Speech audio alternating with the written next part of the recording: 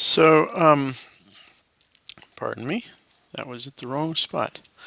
Um, I want us to talk about, we mentioned narratives, right? So, I want to talk about our postmodern narrative and the matter of moral grounding. How do we ground our morals in our current cultural context, historically, geographically? I think basically modern West, pluralist society, the world you sort of live in, the water you swim in. Um, there's a history behind this water, right? When you think of the way religion, government, consider this, right? That politics is about public morality. I know for us, a lot of times politics is a dirty word. We don't like it. We don't like politicians. We think it's bad. But in a classical context, and really just in a human context, what are we doing when we do politics? We're trying to settle on our public morality. Now, every little nuance may not be a obviously and specifically moral decision. But when you ask questions about how should we as a government care for the poor or the sick, when you ask questions like is healthcare a right, when you ask questions about abortion, marriage, taxes.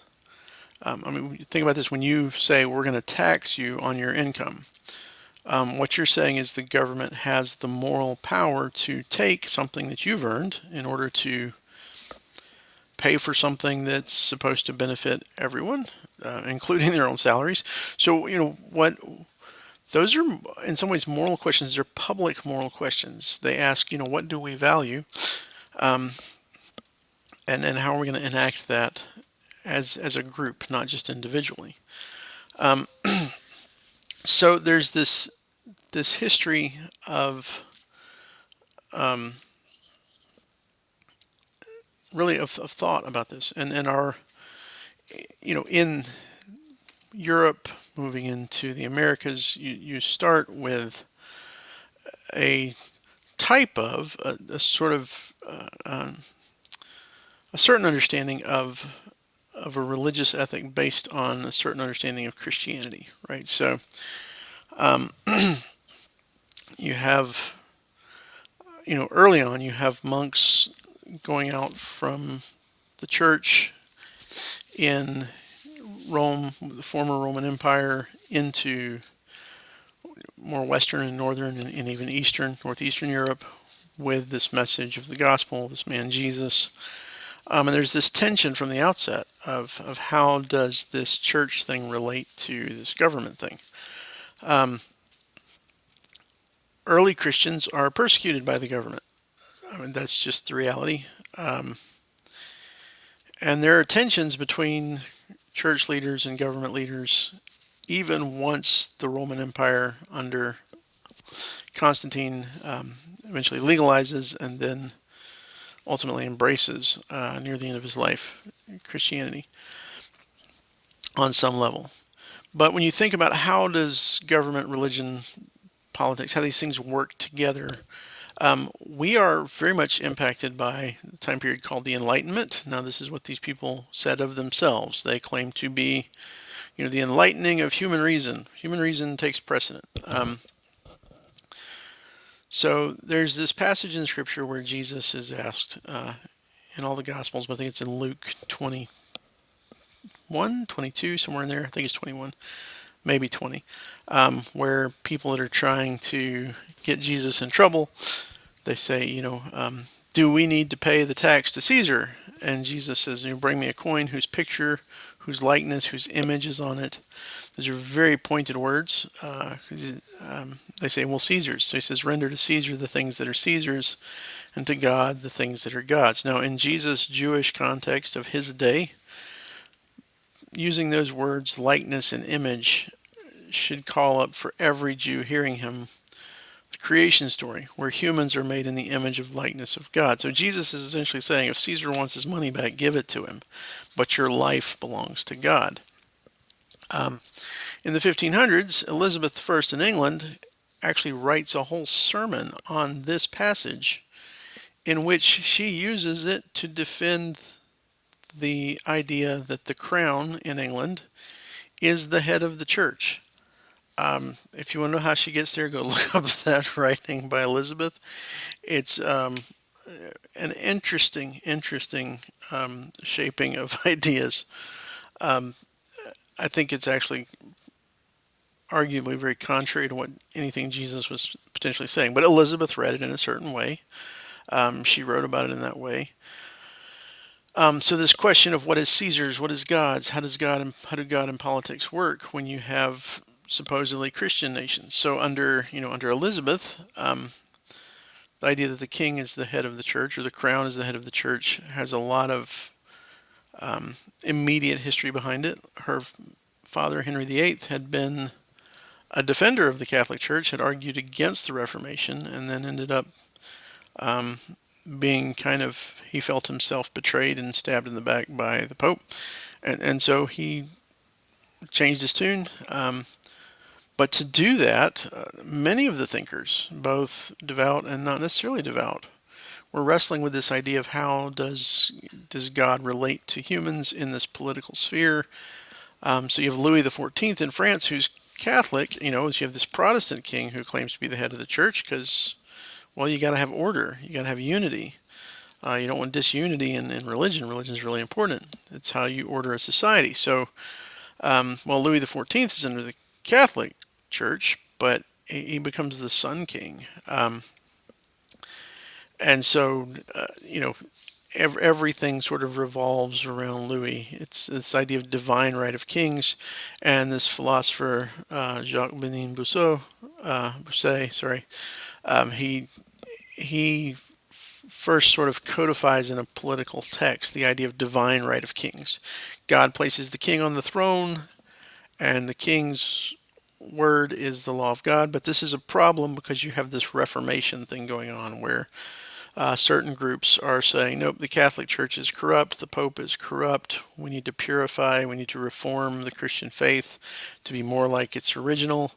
Um, so at the same time, Protestant and Catholic alike are embracing this idea that the ruler, the local political ruler, is God's servant for establishing order. So the local ruler says what goes for religion as well, because religion is part of social order. It's part of and so that creates problems because now you've got one king saying that the Catholic Church is right and another king saying no, Martin Luther or John Calvin or somebody else, some other reformer is right.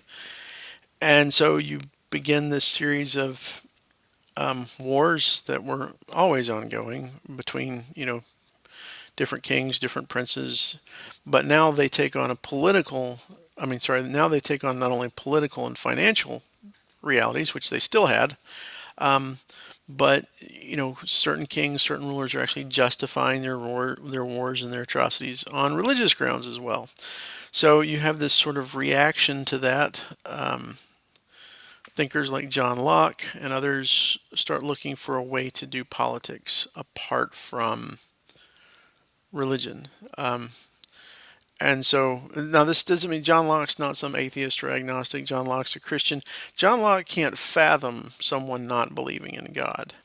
But when we say politics and government apart from religion, um, Locke's ideas are really one of the earliest formulations of what becomes pretty standard in the Americas and ultimately in the West after another 100 or 200 years. It's this idea that, well, governments handle things, laws handle things like stealing and murder and rape and marriage.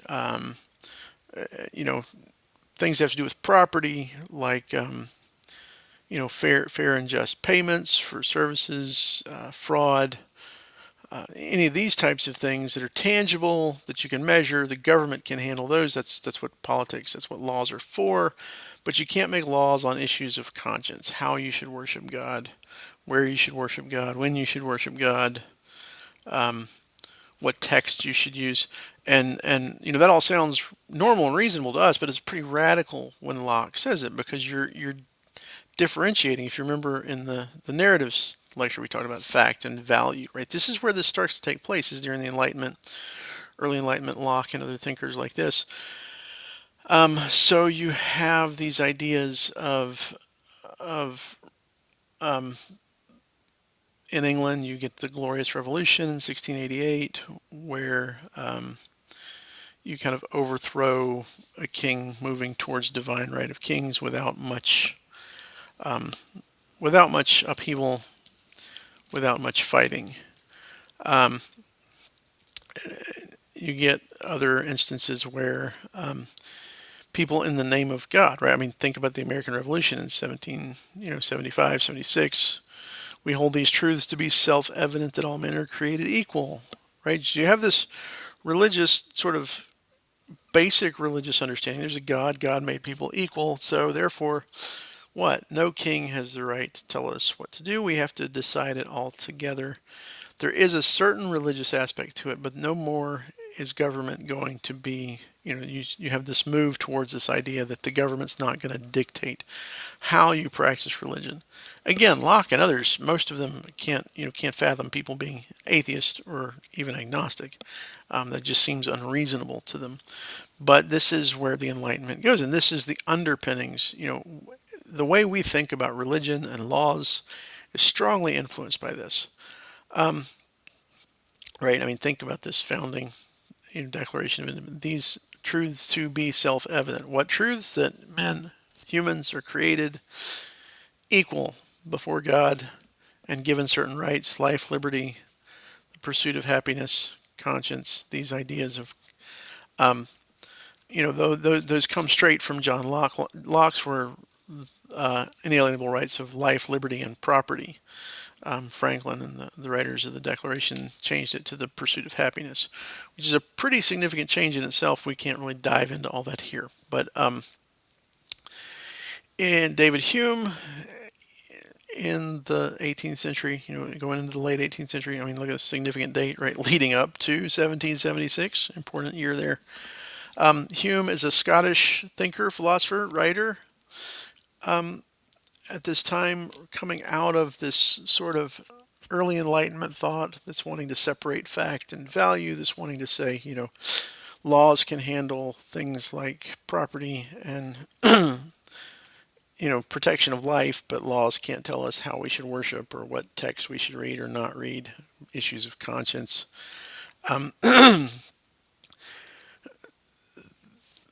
Like I said, all that seems normal to us.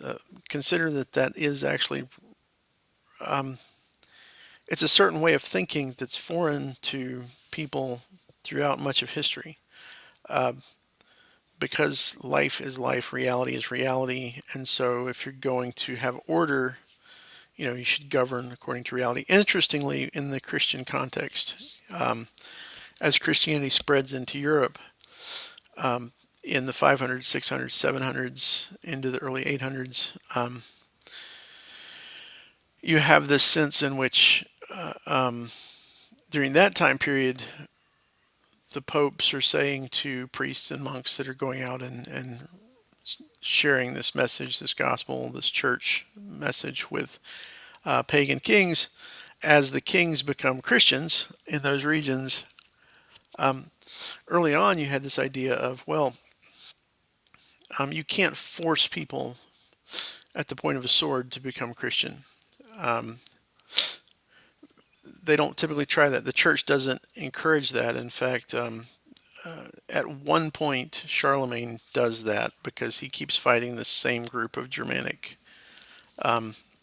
invaders. They keep invading. He keeps making peace treaty, and then they come back. Next year fighting season, they come back again. They destroy schools, they destroy convents, rape nuns, do all these horrible things. And Charlemagne finally says, "I've had it. I can't trust you to tell me the truth. So you either become Christian or I'm just going to kill you because I'm not sending you home again." Um, but the monk, who's one of his chief advisors, Alcuin, actually kind of gives Charlemagne something of a reprimand. Like, you can't force people to the gospel at the point of the sword. And that's pretty much the standard. Kings will be encouraged to do things like destroy pagan shrines because that's seen as a place of demons, and you don't want demons in your land bringing curses. But you can't go into people's homes and force them to go to church or become Christian early on. 500, 600, 700, 800, up to the early 900s. But that starts to change until when you get into the late Middle Ages, going into the Renaissance, right, and the Reformation, then suddenly kings are not only heads of state, but they become heads of church, or their religion is the religion of everybody. You also have, at that point in the late Middle Ages and the early Renaissance, you have church leaders that are also political leaders holding huge swaths of land. So it's a really all that shapes this Enlightenment period, and so you get, you know, coming off of John Locke, and then you get Adam Smith. The invisible hand, this idea of, government should only control so much. And you get a skeptic, David Hume, right? So Hume says there's an is-ought problem. What does he mean by that? Well, he says there's a logical problem of construction, right? You have this word is, logically means one thing, and ought logically means another thing. How do you jump between the two so easily? Like, what's the logical connection? Because something is, I ought to do it. It's a form of skepticism. It's a sort of radical skepticism. Just to understand where Hume is coming from and the intensity of his skepticism, you might think, well, yeah, what is logical about that? Well, actually, most of life works that way.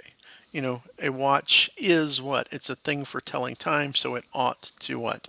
Tell proper time. A car is a thing that has an engine that's meant to get you around town or to another town to travel in comfortably, safely, so it ought to do certain things. That's just the way human existence has worked. But Hume says, what's the logical connection? Show it to me. You can't show me this connection. But again, to see how radical he is, he also says this about cause and effect. He says, if I drop a pin, every time I drop it, it falls. So you say that something causes it to fall. My dropping it causes it. He says, but you can't show me the cause. All you can show me is what happens every other time. But you're assuming it's going to happen every time after that, just because it's happened every time before. There isn't a cause. There's not something called a cause that you can show me. So before you jump on with Hume on the is-ought problem, realize that Hume wants to throw out cause and effect as well. So he's a radical skeptic, but he does incredibly shape philosophy, thinking, moral discussion for the next quite some time. Well, really, probably up until this day to some degree. The question is, in ethics and morality, what is your grounding, right?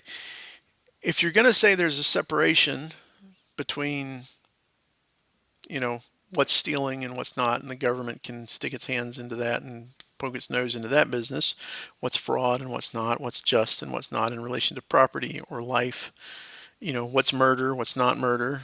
That's what governments do that. And if you're going to say they can do that, but then you're going to say you can't say from the governmental position what's the proper way to worship God, or what's the proper context, or what's the proper text about God, or you know, should you go to church on Sunday or not, right? The government has no right to say that. Well, why not? Why the one and not the other? What's the grounding for all of that? And there's this wrestling with these questions. So as you get into the Enlightenment and post-Enlightenment, moving into the modern era, we have these efforts to say, society can't work without some sort of standard ethical reality, some standard for how we come up with our morals and our laws, which are public morality, right? So there are two overarching approaches. One is consequential ethics, the other is non-consequential ethics. Consequential ethics says that the outcomes determine the morality of the act. It's wrong or right based on, well, what it accomplishes. The ends justify the means. You can lie if lying will get us out of a serious problem, such as saving a person's life. The essence of morality is determined by the result or the outcome of the act. Non-consequential ethics says, no. The source of morality comes from something else. Now, there are various versions of this. There are various versions of consequential ethics. These are the two overarching divisions, right? And these are not always exacting, but this is non-consequential says there's something else. The laws of the land, what we decide on together, moral laws, God's law, something that is in the fiber of existence, a sense of duty. Virtue ethics, and I'll get into this later, but I take a virtue ethics approach, and interestingly enough, some philosophers put virtue ethics among consequential ethics, and some put virtue ethics in non-consequential ethics. I think it doesn't quite fit in either, and we'll talk about that later. But all these considerations are built into the act itself before you could think of consequences, before it makes it right or wrong. Again, going back to the question of lying, it's always wrong to lie, right? Because it violates the nature of speech. Um, a lie is a lie is a lie. The idea is you think you might achieve a good end by lying, but at the end of the day, truth matters, and at some point that lie is going to come back on you in a way that's going to be negative because you've violated the nature of speech. Furthermore, Immanuel Kant is a famous non-consequential ethicist. He's very important to modern and postmodern philosophical and moral thinking. And Kant essentially says, look, society is based upon the ability to trust each other. And the more you allow for lies, the more you degrade trust, and therefore the more you degrade society. The more difficult it is for society to work together, because how do I know that you don't think this is a just reason for lying? Even if I, you know, you might think it's a just reason for lying, and I don't. How do I know how to tell when? Like, how do you map out those rules for a good end? Well, what's a good end? That's going to be a challenge we constantly come against. Um, so the major sort of subsets of consequential ethics are egoism, means act in your own self-interest. Um, Utilitarianism says do that which is moral only if the act produces the greatest amount of good for the greatest number of people. In other words, it's not just your own self-interest. You have to do the calculation. Um, are more people benefited or fewer people hurt? Um, some versions of utilitarianism says you have to figure it out for every act, for everything you're ever going to do. Others say, well, no, that's impractical. That's not possible. You can make some kind of general rules to make it, shorthand for, well, this usually, under most circumstances, this action is going to produce the best outcome for the most people. So we'll do that, give and take. Sometimes it may fail, but overall, we're looking for the rules that will produce the greatest number, the greatest amount of utility, the greatest amount of good. We'll talk about this idea of utility and good in a minute with that. Pragmatism says, do whatever works. Pragmatism is probably one of the least precise and least effective approaches because it works to what end, right? To say it works doesn't determine what ends you should try to work towards. I mean, the Nazis were very pragmatic, very efficient at killing lots of people. Is that a good end? The fact that they did it efficiently, did it suddenly make it right? So yeah, there are real issues with that. We'll talk about utilitarianism and egoism have problems too. Those are probably the two more thoroughly thought out, and people try to make them the basis, the grounding. Pragmatism doesn't make a good grounding. Most people who claim to be pragmatists already have some underlying principles in morality that they're trying to shore up and tell you in order to accomplish this good, you want to do it the most efficient and effective way possible. Well, that's fine. Pragmatism can be a secondary point. Maybe you should want to be efficient at doing the right thing, but efficiency can't tell you that it's the right thing. So that's the problem with pragmatism. We won't delve into that one very much. They all come to this question of what is good, right? What's your grounding? Well, what is good? Like, to know what's right, you need to know what's good. Good. Utilitarianism, your own self-interest. And as we read through these, I hope if you've already read through the Gorgias and maybe the Crito, you'll start to see, oh wait, that sounds familiar, right? When you read, if you haven't read, think about these things as you read it, and you want to get on reading that pretty soon here. But the idea of self-interest, doing what's good, right? This question of power, doing what you want versus what seems right in the Gorgias. This is a big part of discussion that's a lot of times, and we'll delve more into it more fully. But think of this: what Socrates is saying is, you have to know what's really good. You may do things that you think in your own self-interest, but if you're wrong, you're not actually doing what you want, because what you want is the good. But if you don't really know what the good is, you may be doing the wrong thing, and it won't be good. And so, he gets into this discussion of power. It's not really power because it's not really accomplishing what you really, really want, because what you really, really want is good, but you can't accomplish what's good because you don't know what good is. What is just? Like justice is at the heart of goodness for Socrates. So, or yeah, so this idea of what is good, good for who, good for what, good in what way? What do you mean by good? It's a word we use a lot, right? Good fried chicken, good dog, good, you know, the common good. What's the common good? How do you know it's the common good?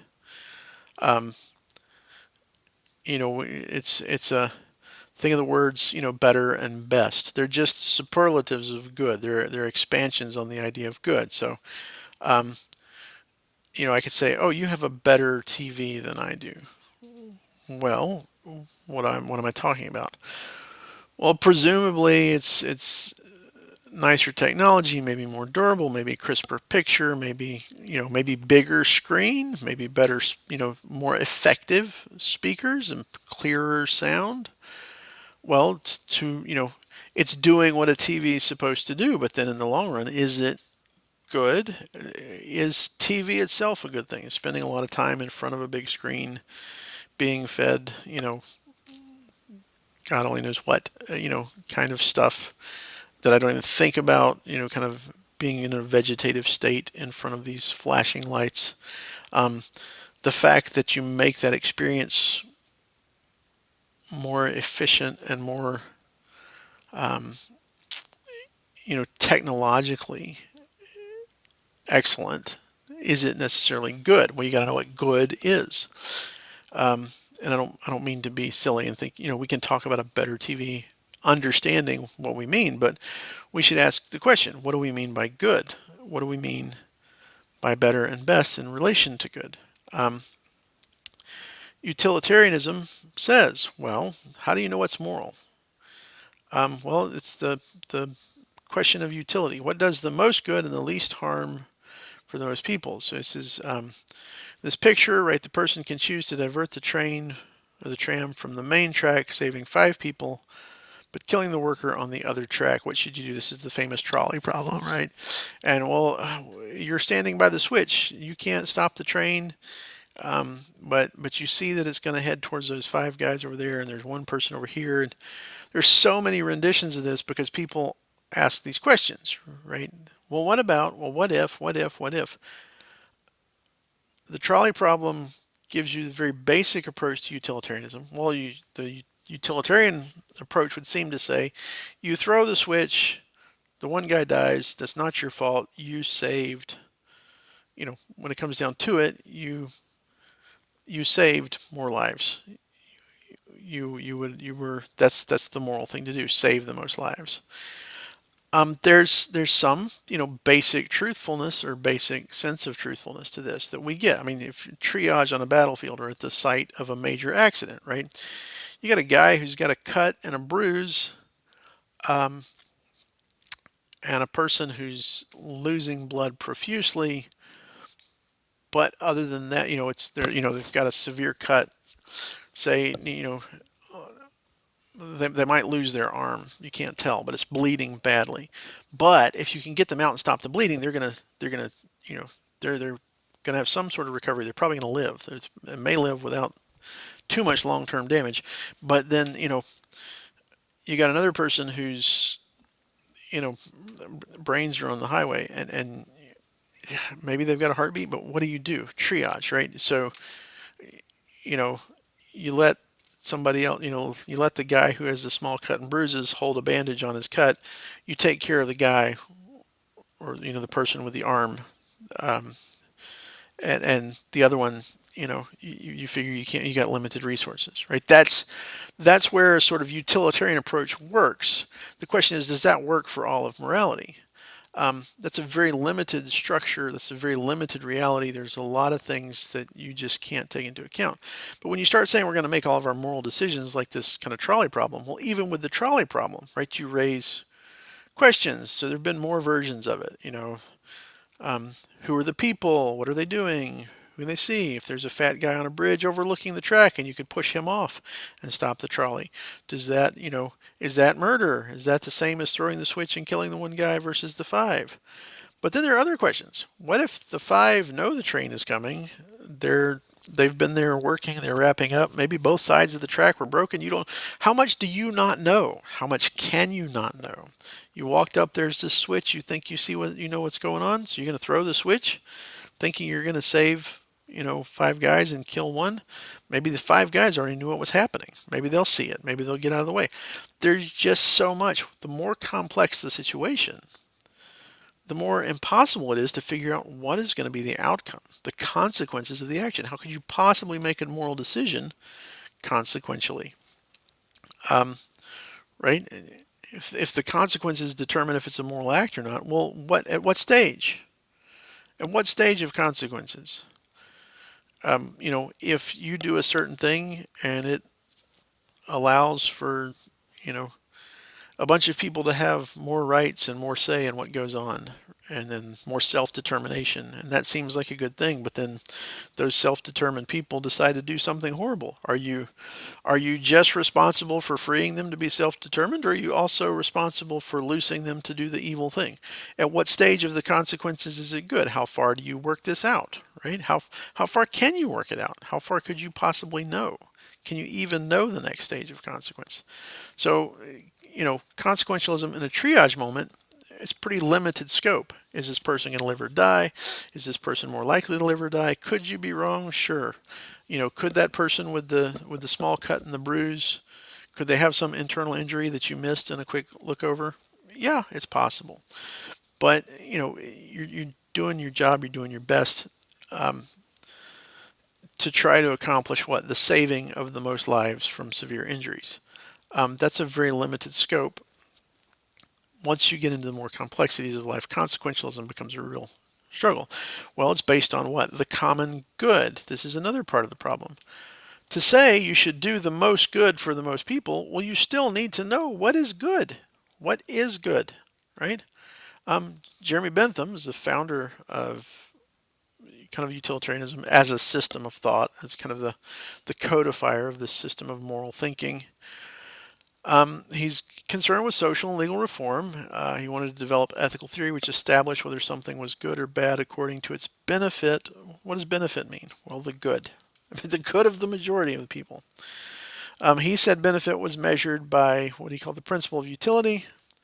Utility is the usefulness of the results of the action, but results to what end? Well, when we get there, he gets there eventually by the long road. When he talks about the principle of utility, he means the principle which refers to the greatest balance of pleasure over pain.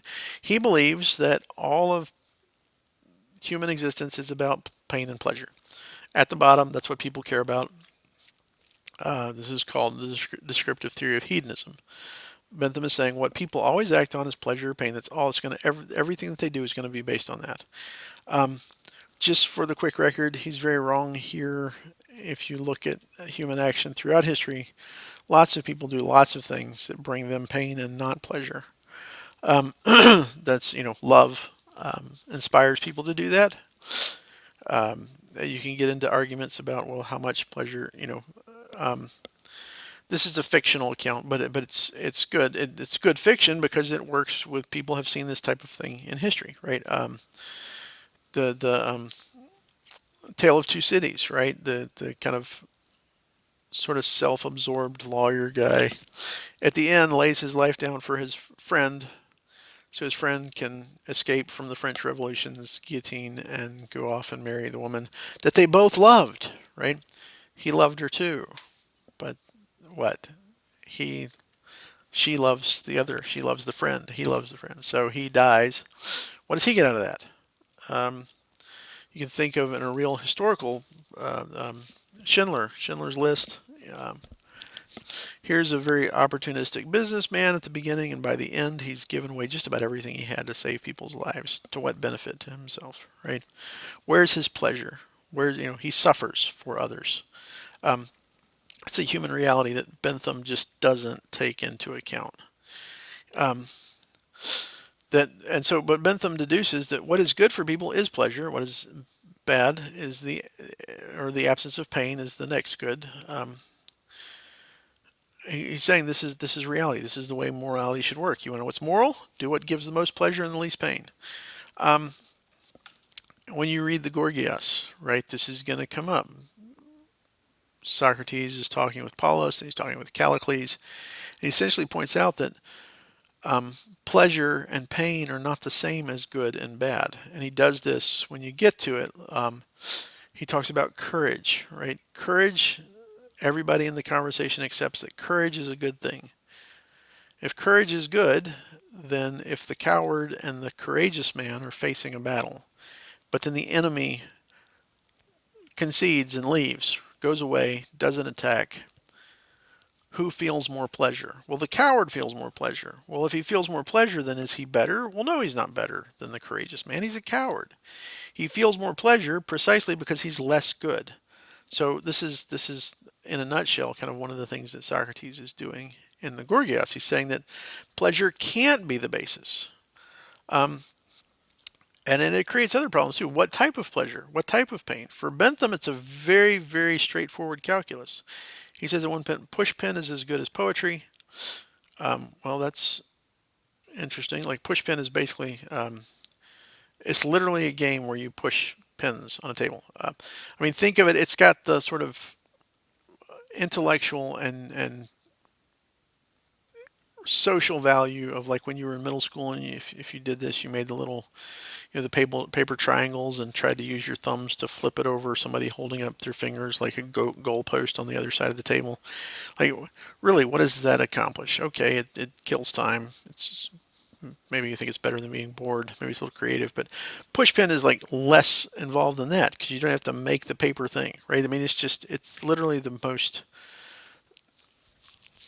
non-strategic, non-mental, there's value to certain games. There's value to certainly leisure, but like this is the most inane type of leisure there is. And Bentham says, yeah, it doesn't matter. Pushpin, Shakespeare, I don't really care. Um, there's some questions like why? Why should I care about the greatest number? John Stuart Mill's very important historically speaking for American thought. In education and public health, if you take education classes, if you take public health classes, you're going to come across Mill. Mill is influenced by Bentham, but Mill has a breakdown because he's like, wait a second, if Bentham is right, then I have to sometimes wish for my own loss of pleasure or my own presence of pain because I may be in the minority. And well, why? If the good is pleasure and the bad is pain, why should I have to wish for my own pain? That doesn't make sense. Why should I have to wish for my own bad, my own ill fortune, because more people will be better off?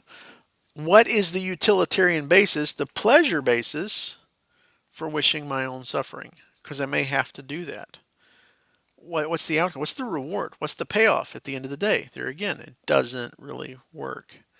Um, Mill wants to say, well, there are higher pleasures and lower pleasures, so we should condition and structure society. This is a lot of his education stuff, right?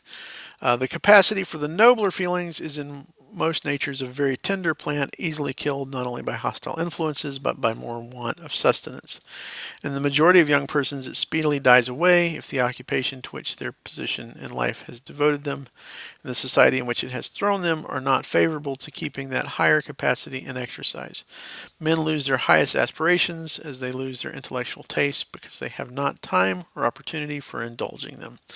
And they addict themselves to inferior pleasures, not because they deliberately prefer them, but because they are either the only ones to which they have access or the only ones which they are any longer capable of enjoying. Education will fix everything. You make people smarter. Why? Because, well, it's better to be a human dissatisfied than a pig satisfied. Why? On what basis of utility? Mr. Mill? Why? It's better to be Socrates dissatisfied than a fool satisfied. There again, why? If the fool or the pig, he says, is of a different opinion, it is only because they only know their own side of the question.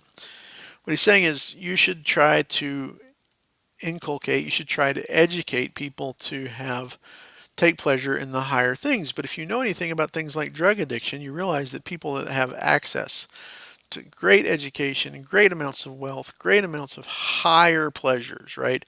Plays and great books and the education to appreciate them, nonetheless can end up totally addicted to meth and destroy themselves, right? Why are they to be um, looked down on for choosing the lower pleasure? If pleasure is the measure, how do you rate one pleasure higher than the other? That's the challenge. So Bentham says you can't. He's at least consistent. Mill says, oh yeah, there's higher pleasures and lower pleasures. But if pleasure is the measure, what besides intensity, right? If I can get a more intense pleasure from something, does the reading of Shakespeare produce the same amount of pleasure as an orgasm? I don't, maybe for some people. But if you're going to talk about, I mean, I don't mean to be crude, but that's what Bentham is getting at is, hey, you can't, you can't judge what people's pleasure is. You can only judge amounts of pleasure and the number of people taking pleasure. There again, there's no logical consistency as to why I should care if pleasure is my measure of everything and why I should care about the pleasure of others instead of myself. This is one of the things that Callicles gets at in the Gorgias. So that's something to keep in consideration. Um, so egoism.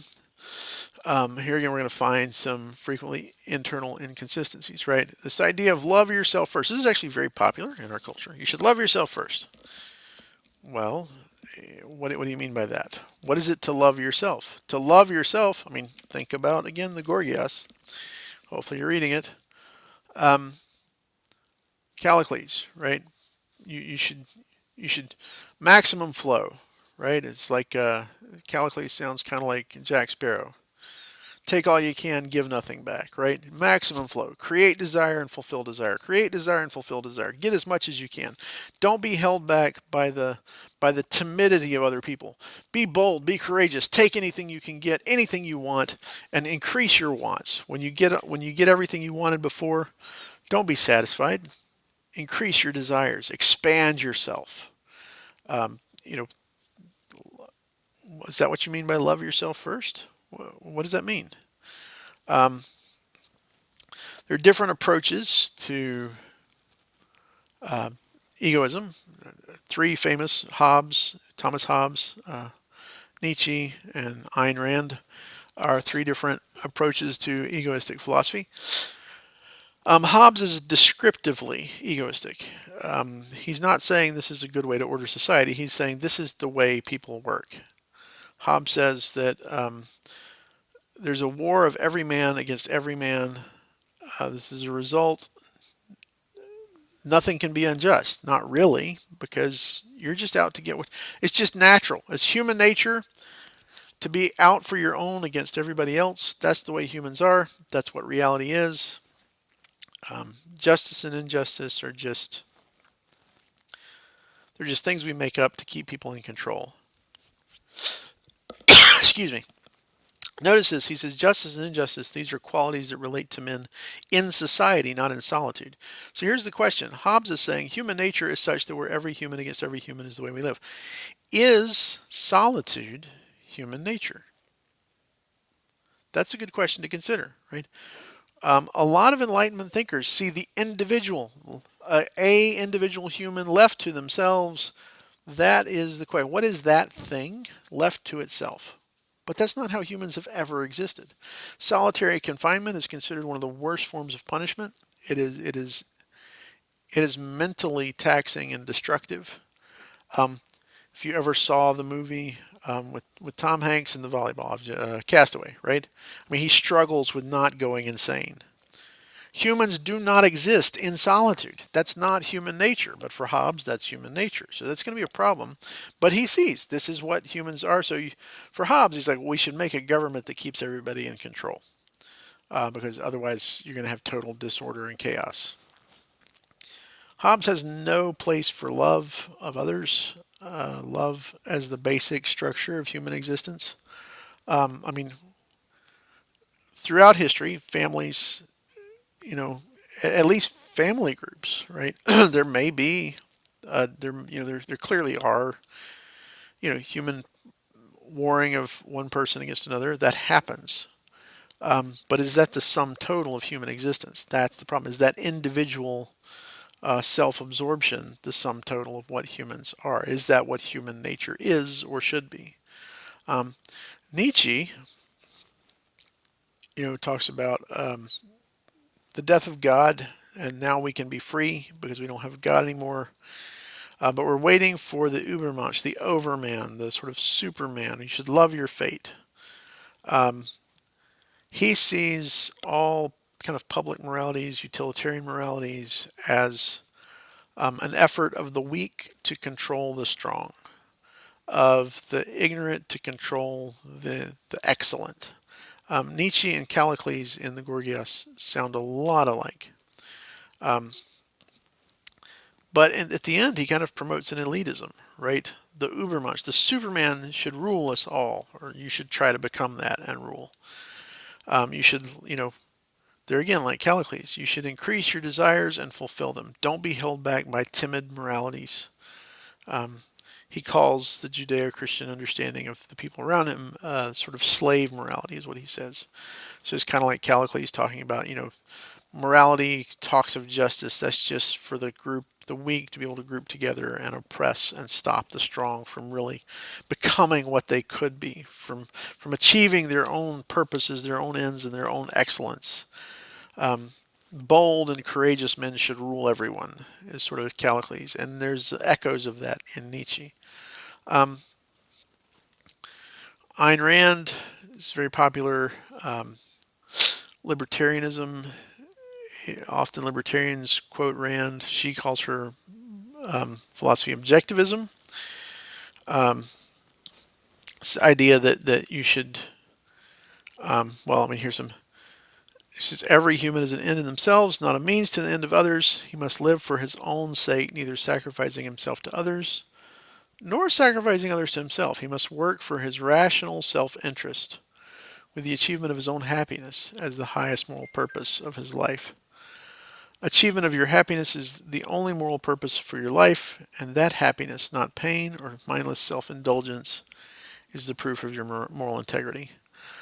Any civilization is to survive. It is the morality of altruism that men have to reject, she says. Um, she wants to fight collectivism. But think about this. She says she's against the irrational. She's for rational self-interest. What is rational self-interest? How do you define that? Why, if my own self-interest is the good and altruism is the bad, why should I care about yours at all? Why does my self-interest stop when it imposes upon yours?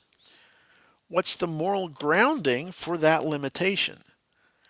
It's not internal. If self-interest is the governing force, why should my self-interest stop at the oppression of your self-interest? Now, we might say, well, reciprocity. I might not be able to handle it. So if I get you too angry, you may take revenge. So we have to cooperate in order to reach my own self-interest. But the idea that your self-interest, right, should have anything to do is really internally inconsistent. So there are problems here for egoism.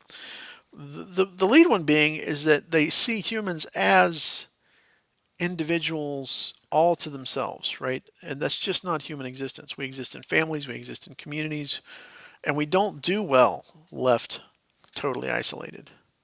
There's a lot of why questions, again, that egoism can't answer. Why should I care about the others at all? Why do you see humans as individualistic, as these isolated, sort of atomic individual things floating around all by themselves, not interacting with anything else? Why do you call that human nature? There's some real problems here. Um, why shouldn't you sacrifice others to yourself if self-interest is right?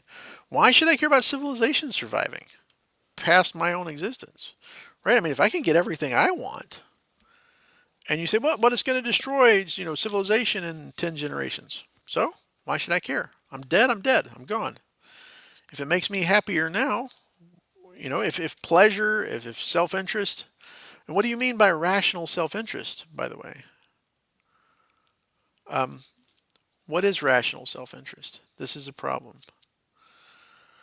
Um, what is rational? Rational is based on what is real. What is real? That's the question. What is the nature of humanity? Human nature, what is it? Is it isolated? Is it individual? Um, these are the problems that we have to face with egoism.